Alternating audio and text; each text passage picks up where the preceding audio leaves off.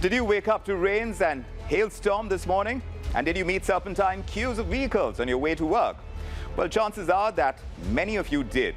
Over 10 states across India have seen light to moderate rain, and some have even seen hailstorms. And if the Met Department is to be believed, several parts of India will continue to witness rain accompanied by thunderstorms and even hailstorms, and this could happen over the next couple of days. The unseasonal rains have badly impacted standing crops in several states in India. Crops like wheat, mustard, cumin, among others, they've been destroyed across several states. So much so that the Met Department has advised farmers to postpone harvesting. Isn't it really surprising that just a week back we were discussing the prospects of an El Nino and a simmering summer, and now we're in the middle of unseasonal rains and hailstorms. So what exactly is happening? Well, the United Nations Climate Change Report has some clues.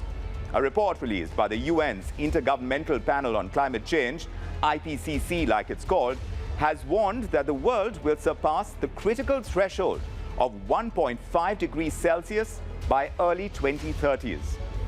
Scientists are warning that once the 1.5 degrees Celsius level is breached, climate disasters will become so extreme that people will not be able to adapt to the weather changes.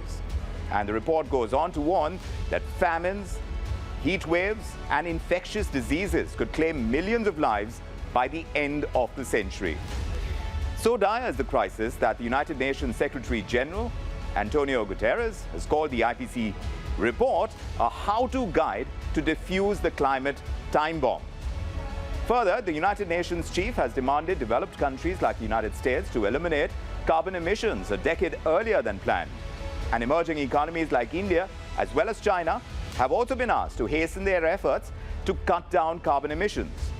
And despite all the hype at climate change conferences, this is the unfortunate reality that most countries are far, far away from meeting their climate commitments.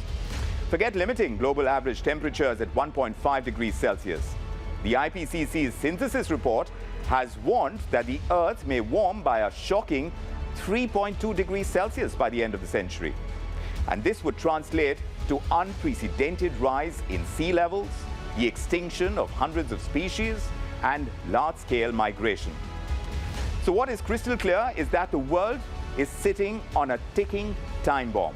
And every second that policymakers choose to look the other way, every delay, every inaction will come at the cost of life on Earth. Remember, there is no second Earth.